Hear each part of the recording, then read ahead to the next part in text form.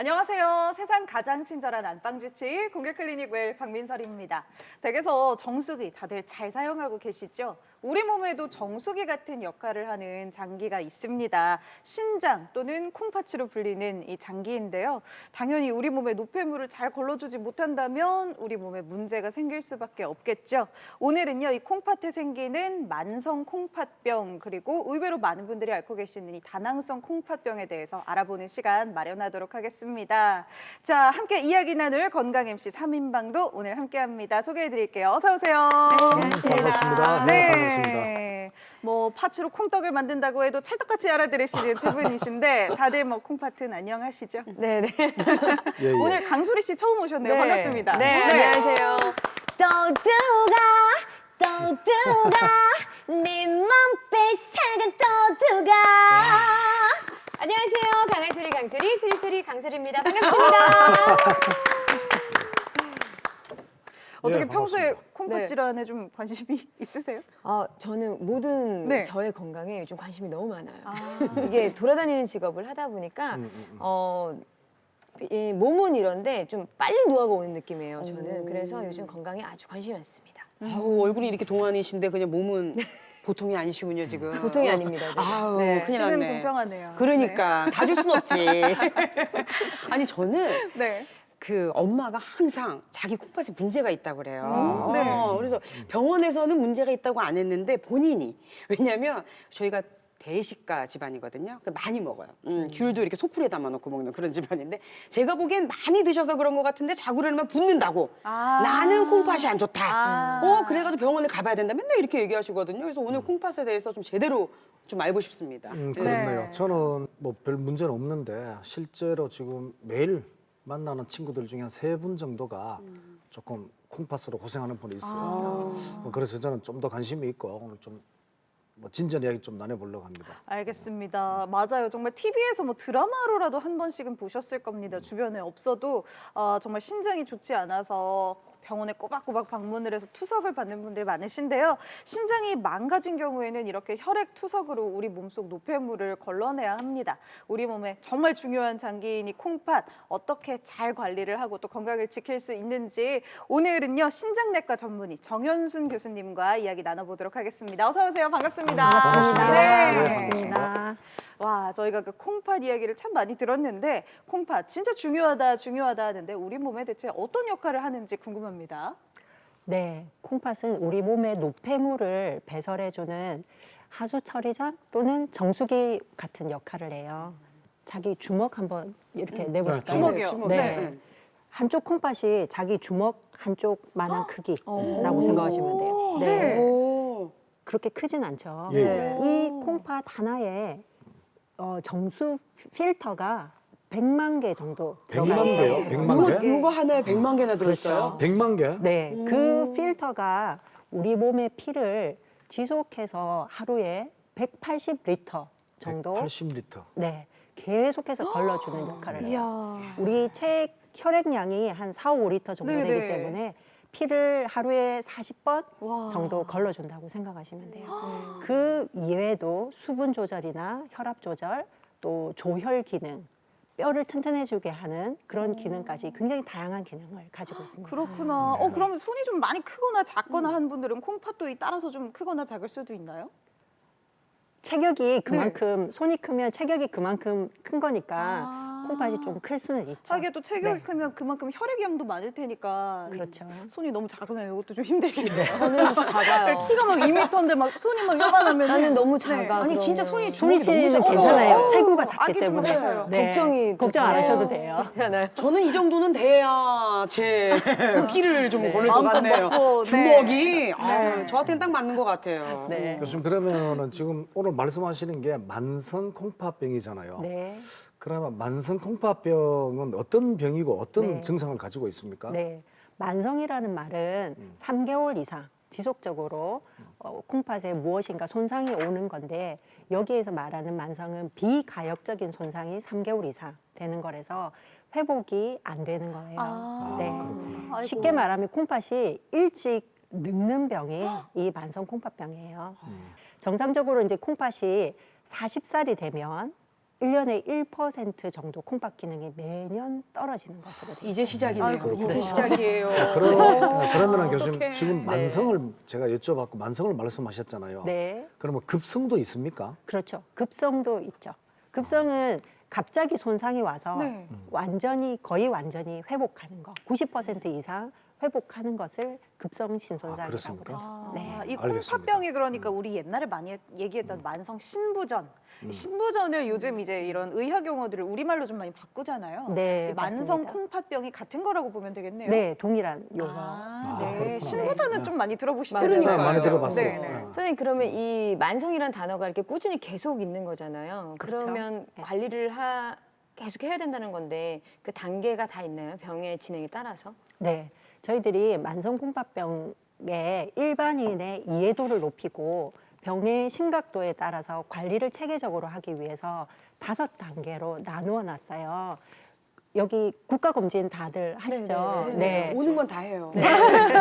거기 검진표에 보면 사구체 여과율이라는 항목이 있어요. 사구체? 여과율. 예, 예. 네, 그것은 혈중에 있는 크레아티닌이라는 성분을 검사를 해서 그것을 이제 콩팥 기능으로 환산한 일종의 점수와 같은 거예요. 그래서 그 점수가 낮을수록 콩팥 기능이 안 좋은 거죠.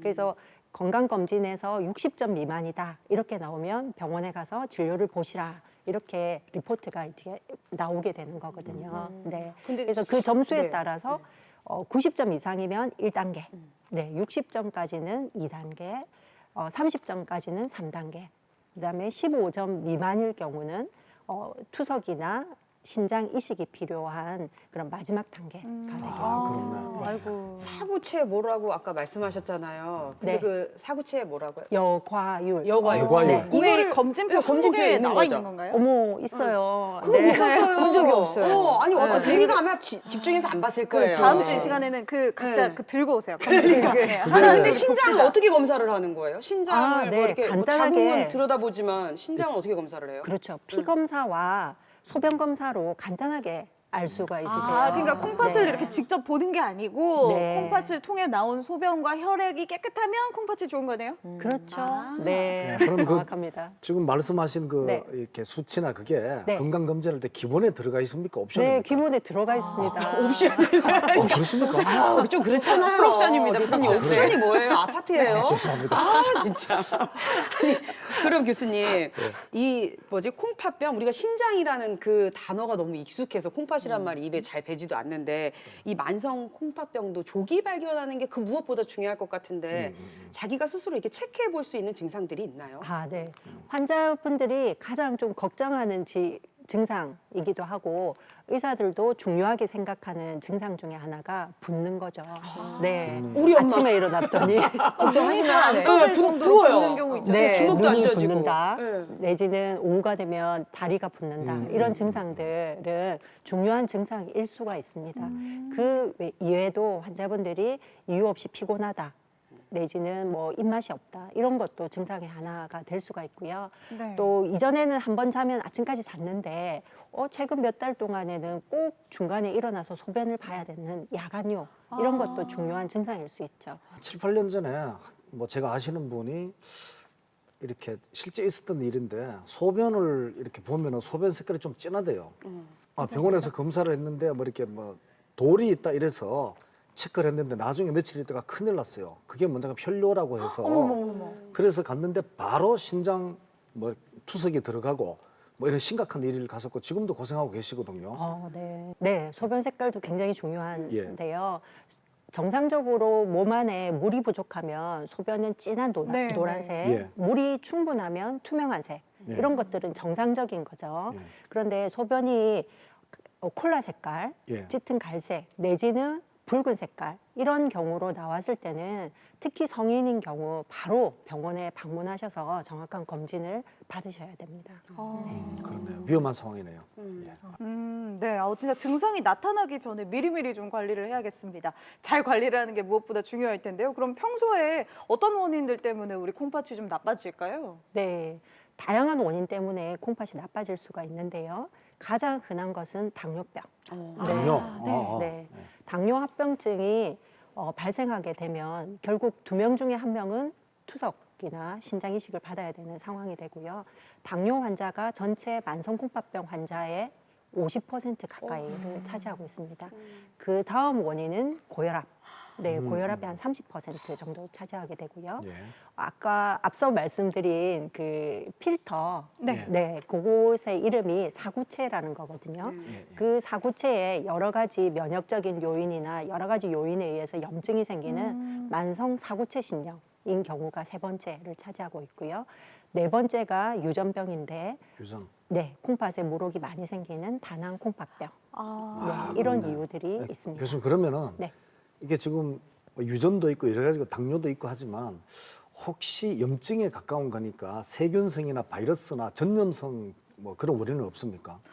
친구들 중에 그 면역 안 좋을 때 신우신염 이런 걸로 네, 네. 입원하는 친구들 제가 본 것 같은데. 네네. 세균에 의한 감염은 신우신염인데 신우신염은 한 번 왔다고 해서 만성콩팥병으로 진행되는 것은 아니고 여러 해부학적인 구조 때문에 반복적으로 예. 염증이 발생하게 되면 그것도 만성콩팥병으로 진행할 수가 있어요. 아, 네. 그렇군요. 그래서 처음 신우신염이 왔을 때 완전하게 치료하는 것이 재발을 막는 것이 굉장히 중요합니다. 어쩐지 한 번 아픈 그걸로 아픈 친구들이 종종 입원을 하더라고요. 네네. 요즘에 젊은 층에서 그 질병이 많이 생기더라고요. 네네네. 네, 만성 콩팥병에 대한 상식과 오해를 바로잡아 보는 시간입니다. 카더라 통신에 울고 웃는 카더남과 인터넷 세상을 맹신하는 검색녀의 OX, OX 극장. 극장. 이 콩팥 참 익숙한 이름인데요. 사실 잘 몰랐던 것 같아요. 뭐 크게 평소에 내가 콩팥이 안 좋을 일이 있을까 살면서 사실 잘 생각을 안 해보기도 했고요. 지식이 저는 부족하지만 그래도 저의 스마트폰 안에는 늘 많은 정보가 있죠. 오늘도 콩으로 매주를 쓰듯이 제대로 정답을 한번 맞춰보도록 하겠습니다. 준비되셨나요, 교수님? 뭐 예, 저는 뭐 늘 이 상식이 풍부하니까 오늘 다 맞출 수 있습니다. 지천명을 넘었다. 다 맞습니다. 특히 이번에 제 주위에는 신장으로 고생하는 친구들이 콩팥으로 고생하는 친구들이 좀 있어요. 뭐 대학 다닐 때부터 친구들이 있었기 때문에 이 기너머들 예, 들으셨군요. 들은 게 많기 때문에 네. 제가 분명히 오늘 정연수 교수님하고 저하고 비슷한 수준의 자신 있습니다. 위험하네요. 의대 위험하다. 교수의 이거는 권위에 위험해요. 도전하는. 네. 자신 있습니다. 알겠습니다. 은근히 또 긴장되게 하시네요. 자, 그러면 교수님 오늘의 첫 번째 OX 퀴즈 주시죠. 네. 만성 콩팥병은 완치는 없다. 완치는 없다. 완치는 없다. 지금 뭐 드나요, 검색하면 이거? 바로 나오는 거 아닌가요? 만성 만성 콩팥병, 콩팥병? 완치. 오해요. 오해요? 오, 있어요? 나는 있을 것 같아. 만성 신부전증 원인을 알면 바로 치료할 수 있다. 그런데 만성이기 형 때문에 광고 같은데 이 잠깐만 만성은 너무 잘못 그 검색하신 거 자극적인데 아니에요? 잠깐만요. 네. 오해요. 왜냐하면은 교수님 생각해 보시면 만성은 치료가 안 되니까 만성이잖아요. 왜냐하면 치료가 되고 완치가 된다면은 우리가 완성이라는 만성이라는 단어를 쓰지 않을 겁니다. 뭐 급성이나 순간, 잠시 뭐 이런데 만성은 이렇게 생명이 다할 때까지 살아 있는 동안 늘 몸에 달고 가는 질환이라서 만성이라는 단어를 쓸 겁니다. 그래서 만성은 완치는 안 될 겁니다. 그런데 신장에 또 이식이라는 게 있지 않습니까? 그러니까요. 콩팥은요. 그렇지. 이식을 하면 새 거를 다는 거잖아요. 그럼 네. 그럼 그러면 완치지. 완치가 될 수 있죠. 그래서 평생 잘 사시는 분들도 계시니까. 그러니까요. 네. 그럴싸했죠, 저. 아니에요. 왜냐하면은 네. 우리가 만약에 이렇게 이식을 하잖아요. 네. 이식을 하더라도 100% 완치가 되지는 않을 겁니다. 왜냐하면 더 조심해야 되고 더 치료를 하고 더 점검을 해야 일상생활에 문제가 없을 거지. 아니, 그렇지 단순히 않아요. 이식을 했다고 해서 완전히 정상으로 돌아선다는 건 이식을 이거는 할 때 벌써 모든 걸 검사를 해서 그 안에 다 장착을 했기 때문에 저는 가능하다고 봅니다. 과연 자신 만성 좋은데? 콩팥병 지금 되게 헷갈려요. 그렇지만 교수님을 한번 믿어볼게요. 갑자기요? 아니 왜냐하면 네. 이게 완치는 아닌 것 같아. 그리고 완치는 안 이식이 됩니다. 답이지만 그 이식이 100%는 아닐 거라고 생각이 들어요. 그래도 현대 의학을 저는 한번 저 의술을 믿습니다. 네. 정답 한번 볼까요? 정답 궁금해지네요. 진짜? 자, 만성 콩팥병 과연 완치가 가능할까요? 교수님, 정답은요? 정답은 O입니다. 완치가 없다고요? 네. 없구나. 슬프지만 이게 정답인 거예요. 그렇죠. 다들 안타깝지만 수술 이게 이식 받으시려고 정답인 엄청 거죠. 애쓰시는데. 네. 그럼 아까 완치 가능 이거 광고네요, 광고? 그런 일단 광고는- 만성콩팥병은 이 약이 특효약이다, 완치다 이러면 일단은 좀 의심하고 들어가야 되는 거고요. 네. 이 사구체가 재생이 되지 않기 때문에 한번 망가지면 회복이 안 되는 거죠. 하지만 이 간혹 전체적인 치료 경과가 굉장히 좋아서 콩팥이 나빠지는 속도가 굉장히 완만해지시는 분들도 계시고요. 네, 만성 콩팥병 단계에서 투석을 시작을 했는데 또 일시적으로 경과가 좋아서 투석을 중지하시는 분들도 계세요. 하지만 이런 경우도 완전한 완치라고 말할 수는 없고요. 신장 이식에 대해서 네네네네. 말씀하셨는데 신장 이식을 하더라도 원래 콩팥이 나빠졌게 했던 병이 재발할 수도 있고, 어머, 네. 그러면 이식한 그 콩팥도 다시 또 안 좋아질 수도 있는 건가요? 거부 반응이 발생할 수도 있고 이런 문제 있기 때문에 완치라는 표현은 조금 맞지 않는 것 같습니다. 완치는 아니지만 우리가 지켜보고 관리를 꾸준히 하는 게 제일 중요한 거네요. 그럼요, 굉장히 네. 중요한 지적이세요. 정말 근데 생각해보면 대학병원에 정말 다양한 과들이 있지만요. 이 콩팥이 안 좋아가지고 내원하시는 분들은 진짜 정이 좀 많이 드시겠어요. 몇십 년간 계속 보는 환자분들도 많으시겠네요. 그럼요, 제가 신장내과를 잘했다고 생각하는 부분 중에 하나가 제가 처음 내과를 시작해서 지금까지 21년 네, 지났는데 네. 그때 보던 친구들이 지금까지 저희 친구가 되는 거죠. 네. 그리고 동시대를 살아가면서 네. 서로 위로하고 격려하면서 계속 같이 오는 것이 우리 신장 환자들입니다. 그러게요. 뭐 어디가 부러지면 붙으면 안녕히 계세요 하고 이제 가면 되는데 계속 교수님을 뵈야 되니까 그렇죠. 정이 많이 굉장히 드시겠어요? 네, 좋은 지적을 해주셨어요. 네. 한마디 하시겠어요? 영상 편지, 영상 편지. 네. 저는 우리 환자분들이 굉장히 자랑스럽습니다. 다른 환자들도 힘드신 부분들이 많지만 만성적인 이런 질환들을 안고 용기를 가지고 또 때로는 험난한 길을 걷지만 잘 이겨내는 우리 환자들이 굉장히 자랑스럽습니다. 우리 건강하게 오래오래 살도록 합시다. 연말이라 그런데 눈물이 나요. 그러니까. 아니 첫 번째 질병도 문제를 네, 네. 맞추고 나니까 네. 교수님이 더 존경스럽습니다. 그러게요. 아니요. 질병을 떠나서 마음을 치유해 주시는 네, 것 네. 같아가지고 연말에 덕분에 진짜 교수님 덕분에 더 그러게요. 훈훈해지는 것 같아요. 이 정답이 진짜 5에서 X가 되는 날이 얼른 왔으면 좋겠네요. 그러니까요. X가 되는 날이. 자, 두 번째 문제 가보겠습니다. 문제 주시죠. 만성 콩팥병 환자는 채소나 과일을 먹으면 안 된다. 근데 이게 우리의 상식이랑 좀 다른 것 같은데요. 왜 건강하게 살려면 채소를 많이 드시고요, 과일도 드시고요, 이렇게 하잖아요. 된다. X요. 또 왜요? X. 왜요? 말씀해 보세요. 왜요? 먼저. 왜요? 저 무조건 듣고 X예요. 드러나 왜냐하면은 봅시다. 우리가 이 만성 콩팥병은 물론이고 만성 다른 의학적인 질병이나 질환을 갖고 있는 분들이 채소나 과일이나 마음껏 드셔도 되는데 단 증상이나 또 병의 종류에 따라서 조심해야 될 건 있을 겁니다. 조심해야 될 거 예를 들면 익혀서 먹는다든가 아니면 뭐 산도가 높은 걸 피해야 된다든가 이런 건 있지만 채소나 과일 자체를 못 먹는다는 거 그거는 있을 수 없는 일이에요. 답은 X예요. 근데 신부전의 X. 경우 체내 칼륨을 조절할 수 있는 능력이 떨어진다. 그렇지. 신장 기능이 약화된 신부전 환자도 과일을 삼가야 한다. 그렇죠. 근데 모든 과일에 이게 다 칼륨이 있는 건 아닐 거 아니에요. 그죠? 그렇지. 채소. 되게 채소. 근데 가만히 왜 근데 따라가면 안 돼요. 절대 내 소신껏 가야 돼. 교수님은 무조건 맞다니까. 따라가면 안 돼. 아까도 내가 복숭아, 맞췄잖아요. 참외, 네. 수박, 사과 생각해 보면은 우리 요즘 뭐 마트나 백화점 가면은 얼마나 단 신품종 과일이 얼마나 많아요. 그렇죠. 뭐 무슨 땡땡 머스켓, 뭐 맞아. 무슨 포도, 무슨 사과 하면서 진짜 막 이게 개량이 되면서 점점 단맛이 높아지니까 안 좋을 수 있다고 하네요. 신장이 안 좋다고 하면 안 먹는 게 좋은 것 같아요. 그렇지. 아니 근데 맞아요. 그러면은 안 뭘 먹는 게 먹어야 좋아요. 돼요? 이 신장이 안 좋은 사람은? 그건 좀 이따 이제 교수님에게 다시 여쭤보고 그렇지. 일단 과일이나 야채는 안 먹는 게 좋다. 근데 한편으로 생각해 보면 네. 이야기를 쭉 듣다 보니까 우리가 갑상선 다룰 때도요. 갑상선을 앓은 사람들은 미역이나 뭐 다시마 이런 종류를 안 먹어야 된다. 막 이랬을 때 적정 조금은 먹어도 된다 그랬거든요. 조금. 근데 그 조금이 얼마냐? 그러니까 다시마 3장이라고 그래서 저희가 경악을 금치 못했어요. 밥 한 공기 먹으려면 이만큼은 먹어야 되는데. 그렇죠, 그렇죠. 근데 저도 왠지 찬희 그거에 씨? 빗대 보면 X요. 네, 맞아요. 교수님 논리는 다르지만 안 된다. 아주 조금이라도 먹는 것이 건강을 위해서는 당연하죠, 맞다. 당연하죠. 그렇지만 문제가 안 과량은 아니다. 된다니까. 절대 안 된다. 절대 안 된다니까. 절대 안 절대 된다? 안 되는 건 아니다. X. 아주 소량은 먹어줘야 건강을 위해 좋다. 또 절대 여름 아니다. 과일이 절대는 좀 안 그렇다. 좋다고 그렇지. 그러던데. 너무 그건 강하잖아. 좀 그렇네. 요즘 겨울이라 과일 먹기도 힘든데. 네. 정답 한번 공개해 주시죠. 정답은요? 네, 정답은 X. 다행이다. 저도 정답이네요. 맞췄죠? 네. 여기 맞췄죠? 전문가들이 많으셔서 네. 저 집에 가야 될 것 같아요. 근데 이게 보니까 검색을 해보니까요. 안 좋은 과일들이 좀 실제로 있긴 한 것 같더라고요. 네, 네. 우리가 일반적으로 과일이나 채소에는 칼륨이라는 성분이 굉장히 많아요.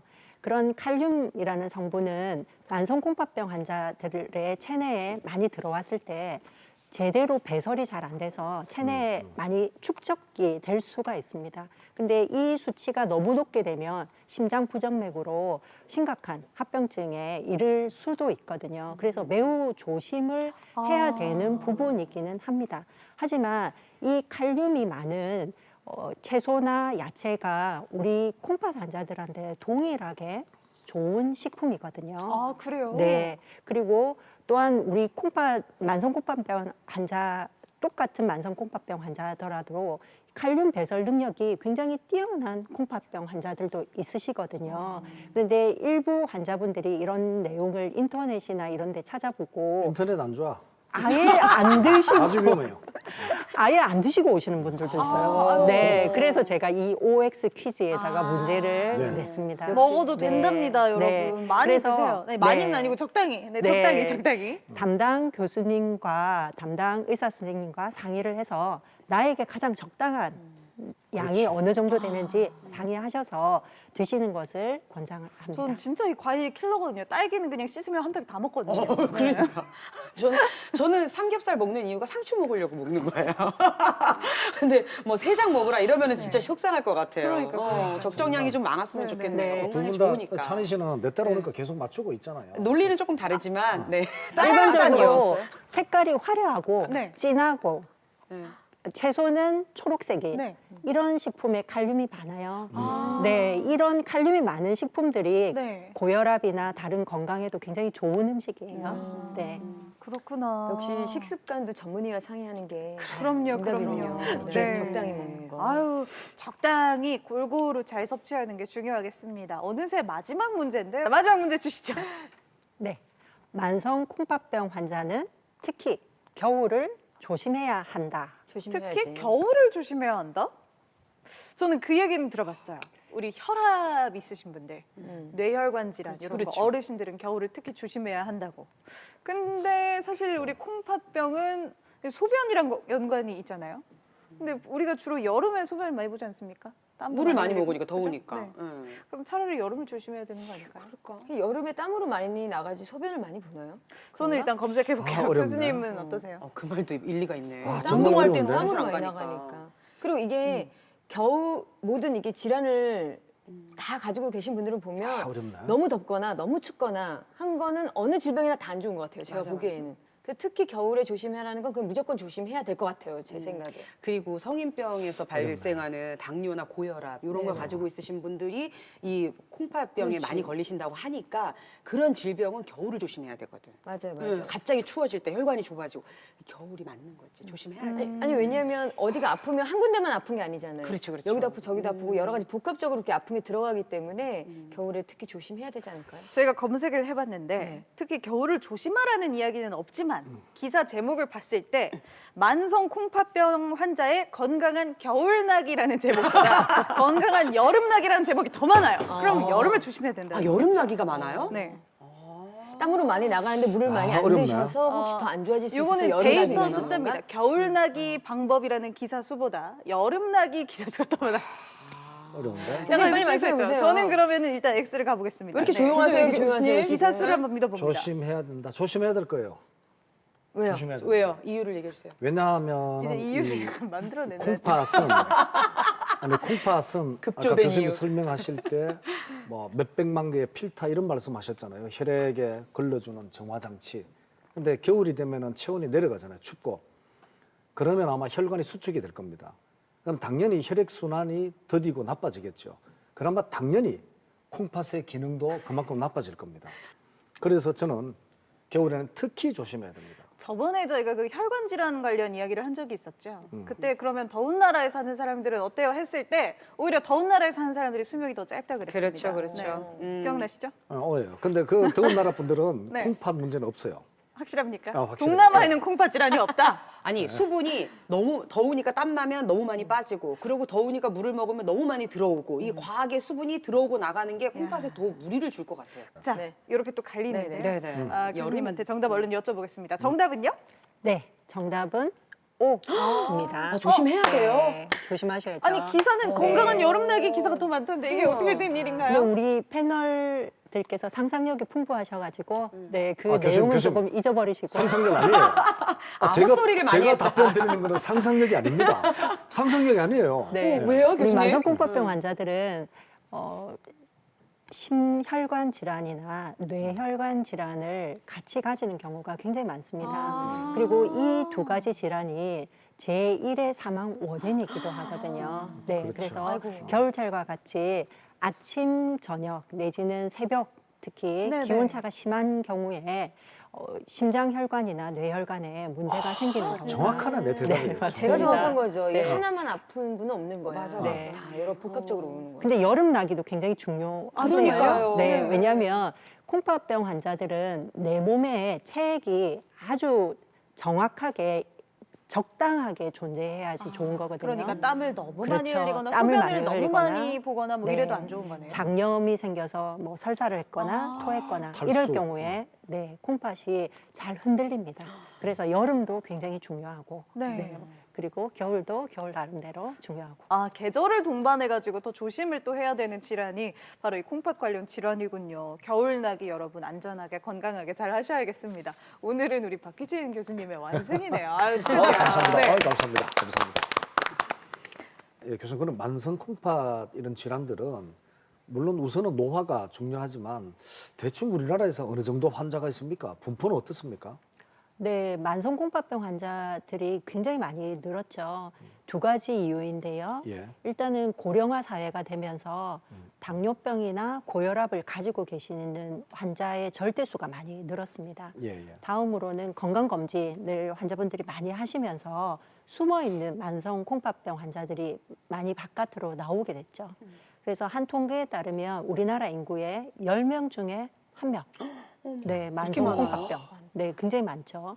그리고 70대에서는 2명 중에 1명이 야. 만성콩팥병을 앓고 있는 것으로 되어 있으니까 굉장히 많은 숫자죠. 70대에 가면 두 분 중에 한 분. 네. 상당히 많은 수치네요. 그럼 이게 관리가 정말 중요하잖아요. 그쵸, 그쵸. 그러니까 그렇죠. 그러면 어떻게 관리를 하는 게 좀 도움이 될지. 네. 관리에 있어서 세 가지 먼저 외우셔야 합니다. 외워야 돼요? 지금 네, 필기 네. 들어갑니다. 네. 네. 자, 1번. 1번은 2번. 당뇨병을 당뇨병. 철저히 관리를 하셔야 됩니다. 당뇨병 관리. 네. 당뇨병 가장 관리. 흔한 원인이라고 아까 말씀드렸죠. 네, 네. 우리가 이제 당뇨병 환자들이 병원에 가시면 2달 내지 석 달에 한 번씩 당화혈색소라는 검사를 하게 됩니다.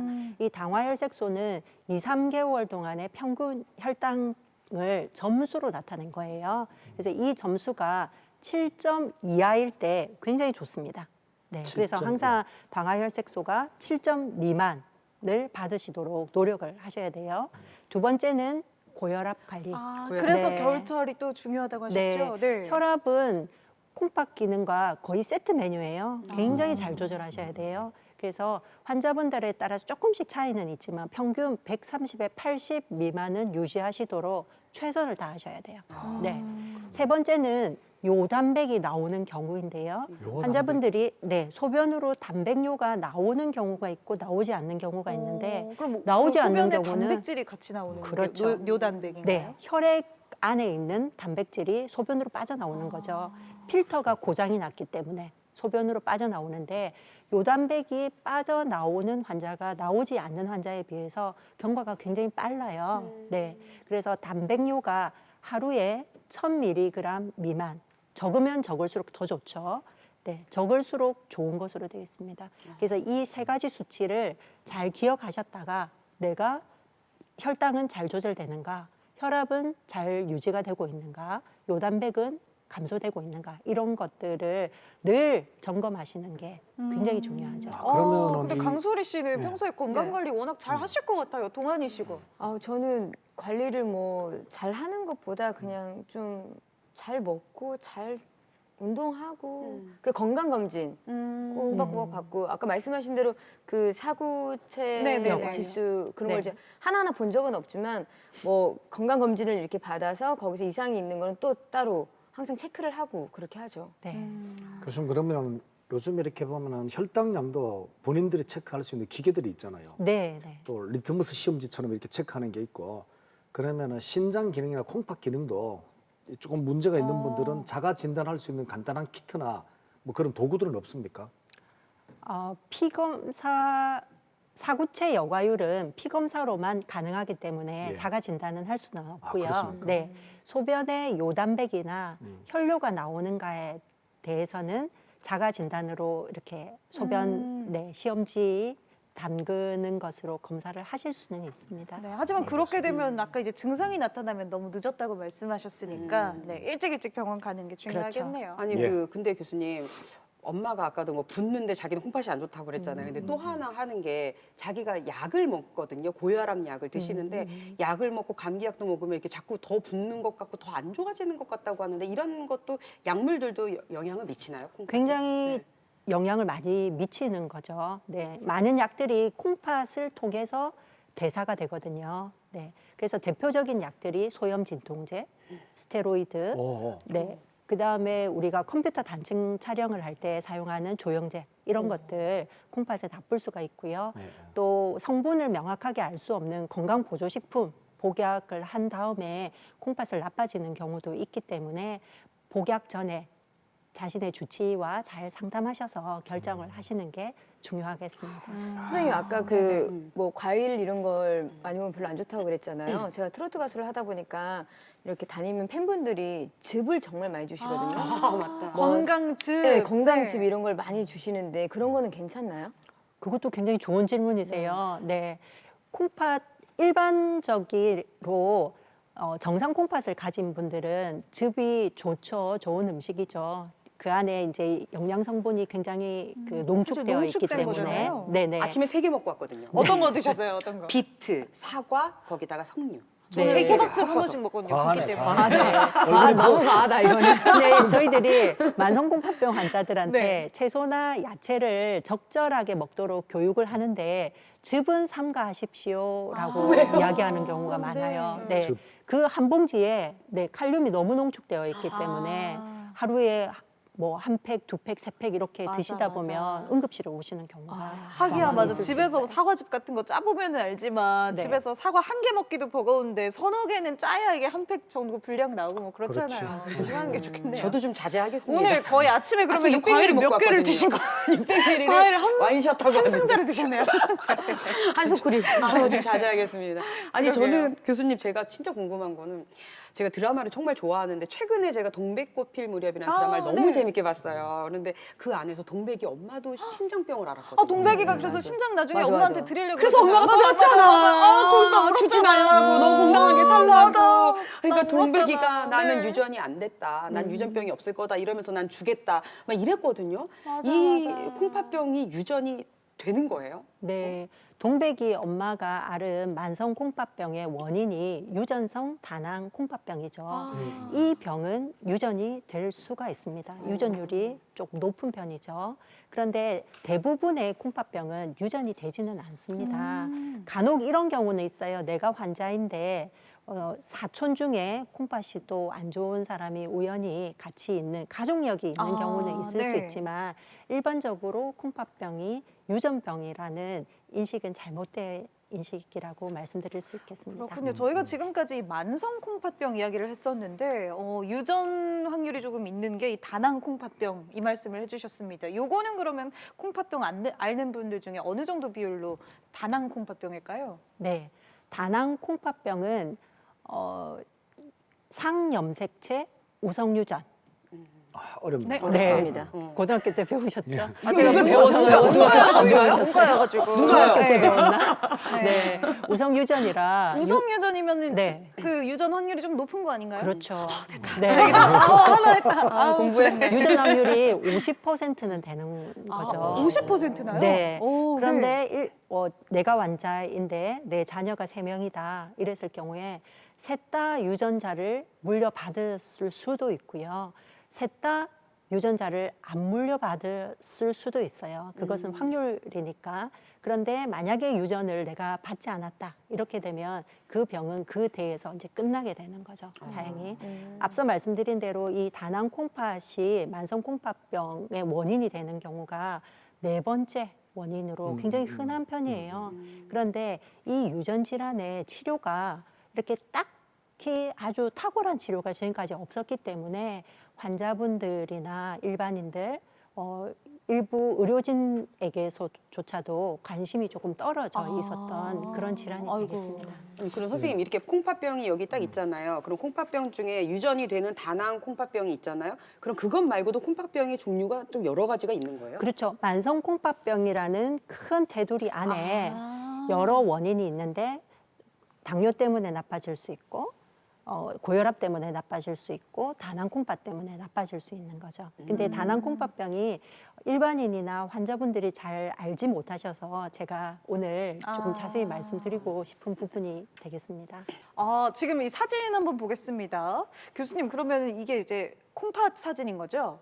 네. 왼쪽에 그러면 이렇게 하얗게 정말 말씀하신 것처럼 주먹 정도?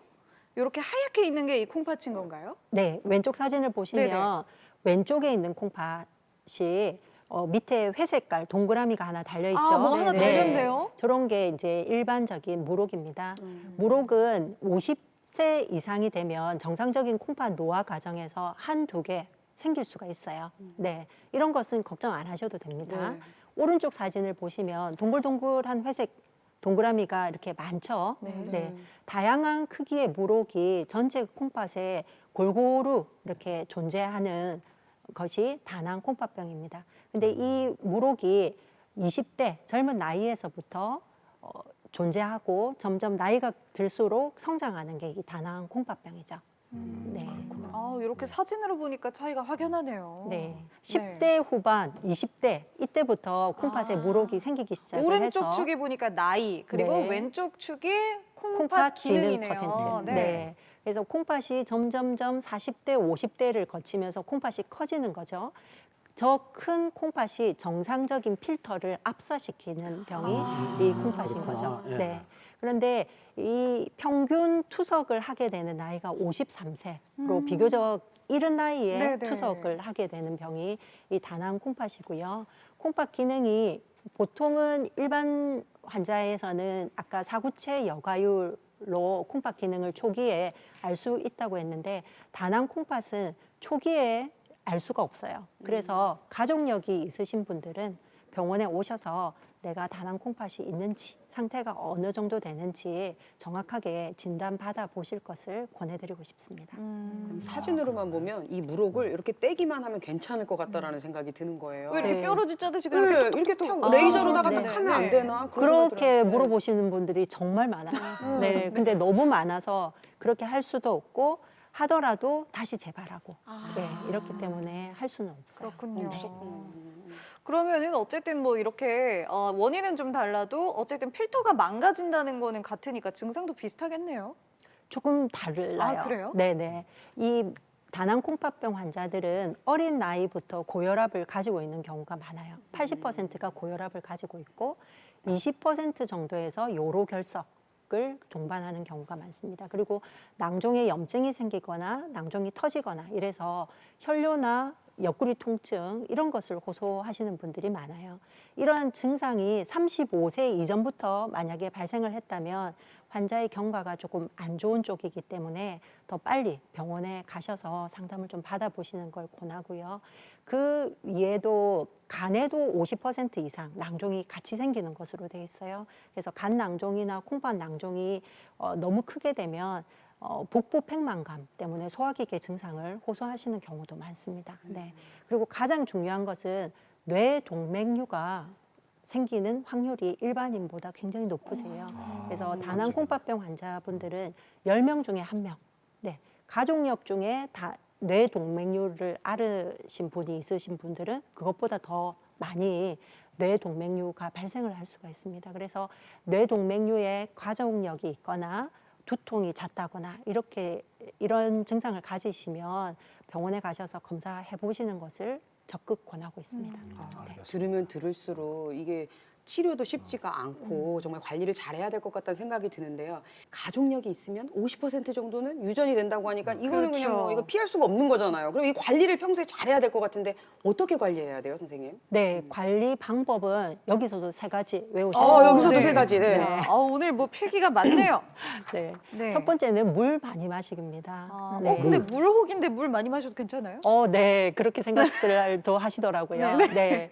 근데 물혹을 성장시키는 물질이 우리 몸에 바소프레신이라는 호르몬인데 이 바소프레신. 호르몬은 내 몸에 물이 부족할 때 굉장히 많이 어머. 나오는 호르몬이거든요. 아, 네. 물 진짜 많이 마셔야 그래서 돼.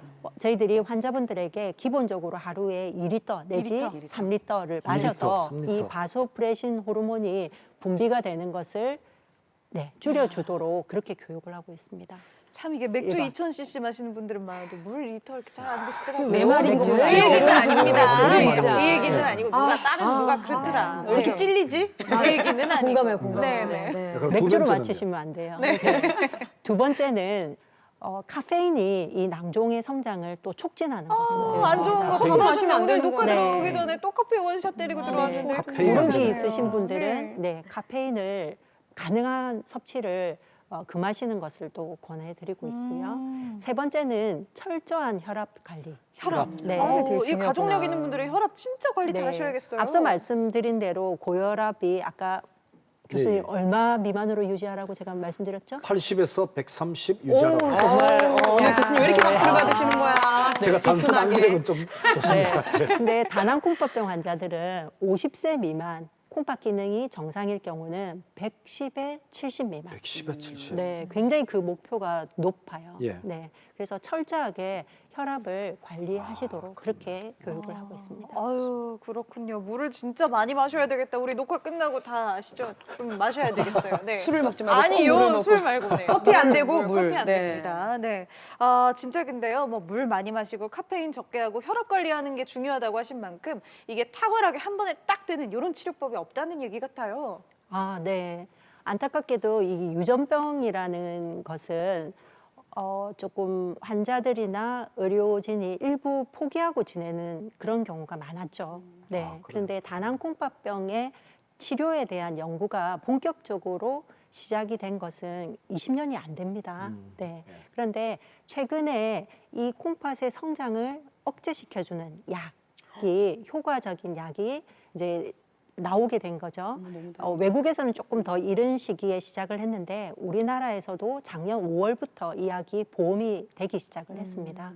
모든 환자가 적응이 되는 것은 아니고 물혹이 많고 커서 콩팥 크기가 큰 환자들, 그다음에 만성 콩팥병 2단계 이상인 환자들은 이 약이 보험이 되고 있거든요. 근데 많은 분들이 아직 잘 모르셔서 혹시나 가족력이 있으신 분들은 한번 병원에 와서 자신의 상태를 점검하시고 치료에 적응이 되시는지 상담을 통해서 치료받는 기회를 가지실 수 있으면 가졌으면 좋겠습니다.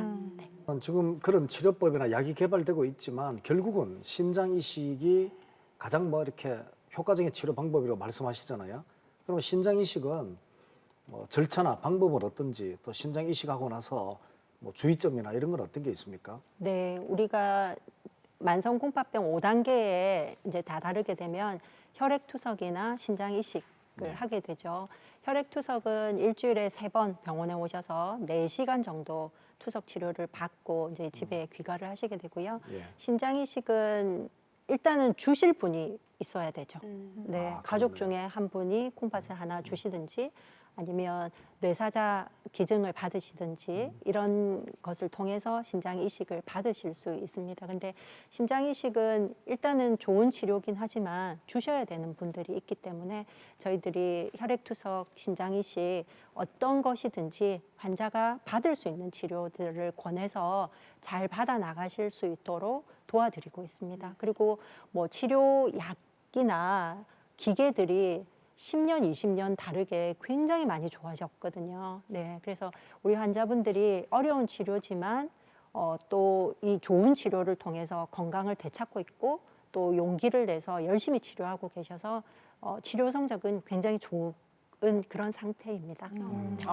다행이네요. 네. 네. 제가 이렇게 들으면 들을수록 이 콩팥의 중요성이 정말 너무 몸소 진짜 느껴지는 것 같거든요. 그러면 지금은 건강하지만 또 나빠질 수도 있고 이러니까 평상시에 관리를 꾸준히 해야 되잖아요. 건강할 때 쭉 관리를 해야 될 것 같아요. 그러니까요. 네. 그러려면 뭐 식습관, 생활 습관 이런 걸 어떻게 해야 되는지 궁금해요. 네, 굉장히 좋은 질문이세요. 오늘 이 프로그램의 하이라이트. 하이라이트. 야, 집중의 정리해요. 박수. 네, 콩팥은 먹어서 좋은 것보다는 피해야 되는 게 많아요. 네, 그 중에 제일 1번이 소금. 소금. 아, 짜게 네. 먹으면 이것도 안 네, 좋구나. 콩팥이 약한데 소금을 많이 먹게 되면 그만큼 콩팥이 해야 되는 일이 많이 생겨요. 감자튀김 갓 튀긴 거에 소금 아유, 뿌려가지고. 안 되죠. 우리 딸 너무 네. 좋아하는데. 큰일 났다. 네. 어릴 때부터 조금 싱겁게 먹는 식습관을 길러주는 것이 앞으로 장수 시대에 걸맞는 좋은 생활 습관이라고 저는 추천해드리고 싶어요. 그래서 하루에 만성콩팥병 환자들은 하루에 5g 미만의 소금 섭취를 권하는데요. 5g. 네, 근데 김치 15조각 먹으면 5g 정도 되거든요. 아니 그러면 국은 어떡하고 반찬은 네, 그러니까요. 국도 기본적으로 3g에서 5g 정도 되는 거죠. 그럼 네, 국물을 아예 피하는 게 좋나요? 그렇죠. 그래서 어떡해. 국, 찌개, 조림, 외식, 어. 인스턴트 이 5개를 피하시도록 제가 하는 일단 거예요. 기본적으로 제가 하는 보내드리죠. 생각해 보면은 이거 빼면은 주말에 외식해야죠. 이 젓가락 숟가락 저 그거 없으면 어디다 밥못 어디로 가야 돼 먹어요. 이게? 네, 아니 엄마가 밥상에서. 이번에 친정에서 보내준 음식을 보면요 깻잎을 장아찌를 하시고 무말랭이를 장아찌 그렇게 해가지고 보내줘 다 짠 거밖에 없어요. 급할 땐 그런 거밖에 안 먹는데 그런 걸 다 바꿔야 되네요. 생식 위주로다가 좀 먹어줘야 되는 거예요. 네, 밥이나 네. 빵으로 섭취하는 탄수화물을 줄이게 되면 자동으로 그런 부분이 좀 해결이 될 수가 그럼 뭐 있습니다. 먹고 살아요? 아, 하기야 밥을 한 공기를 다 먹으면 예를 들어서 뭐 게장이나 뭐 젓갈이나 이런 거 할 때 국찌개에 밥 다 2공기씩 들어가- 들어가요. 맞아요, 근데 맞아요. 밥을 밥을 반 먹기 공기 때문에 먹으면 젓갈을 더 많이 못 먹겠네요. 그렇죠. 네. 밥을 먹게 되면 그만큼 짠 것을 먹어낼 수 있는 거거든요. 그래서 탄수화물을 채소나 과일 이런 것들을 통해서 섭취하시는 게 좋죠. 교수님, 다이어트가 그러면은 절로 되겠어요. 그러게요. 식습관에서 짠 거 말고 네. 요즘 보면은 이렇게 향신료가 많이 들어와요. 막 이렇게 인도 요리도 있고 네, 네, 베트남 네, 네. 요리도 있고 아주 막 강한 향신료나 뭐 이런 게 많잖아요. 그런 것들도 영향을 많이 줍니까? 저희들이 일단은 소금의 섭취를 줄이기 위해서 오히려 뭐 설탕, 식초, 고춧가루, 깨소금, 참기름 이런 그쵸, 것들을 그쵸. 네. 네, 이용해서 음. 양념을 만들도록 그렇게 권고를 예, 예. 해드리거든요. 그렇구나. 그래서 다행이다. 소금의 양을 줄여도 맛있게 먹을 수 있는 자기만의 방법을 고안하셔서 하시는 것도 굉장히 좋은 방법이세요. 짜장 대신 카레 드세요. 네. 왜냐하면 이렇게 요즘 맞아, 보면은 맞아요. 자극적인 음식들이 너무 많으니까 맞아요. 네, 네. 상식적으로 생각하면 자극적인 게 이렇게 영향을 많이 줄 것 같거든요. 그래서 여쭤본 거예요. 아유, 뭐든지 참 이렇게 좀 슴슴하게 뭐든지 과하지 않게 이게 참 건강 지키는 지름길인 것 같아요. 뭐 술, 담배 안 좋은 건 당연하겠죠? 그렇죠. 안타깝지만 술, 담배는 진짜 좋지 않습니다. 네. 그래서 술, 담배를 하시는 환자분들이 그렇지 않은 분보다 콩팥병이 발생할 확률이 5배. 오, 굉장히 높죠. 아. 네. 그래서 술, 담배는 정말 안 하셔야 되고요. 그 다음에 운동이 굉장히 좋은 것으로 되어 있습니다. 운동. 네. 운동은 암 발생률도 떨어뜨리지만 만성 콩팥병의 유병도 떨어뜨리는 걸로 되어 있고요. 그 다음에 우리 소리 씨처럼 날씬한 네. 몸매 유지하시는 게 만성 콩팥병에 굉장히 중요합니다. 네. 정말 건강은요, 건강할 때 지키라는 말이 딱 맞는 것 같습니다. 너무 짜게 드시지도 말고요. 특히 또 연말이라고 술 많이 드시지도 말고요. 새해 시작되니까 웬만하면 담배도 끊으시고요. 오늘의 한 줄 처방전에서 이 모든 이야기 한 번에 담아봅니다. 오늘의 한 줄 처방전 지금 공개합니다. 초장수 시대 콩팥도 장수해야 한다. 그러게요. 왜 그 뭐 100세 시대라고 하는데 무병장수가 아니고 유병장수라고 많이 하는 것 같아요. 그렇죠. 네. 우리는 100세 시대를 넘어서 초장수 시대를 살아갈 거고요. 결국은 장수 콩팥을 가지고 있어야지 행복하게 오래 살 수 있게 되는 거죠.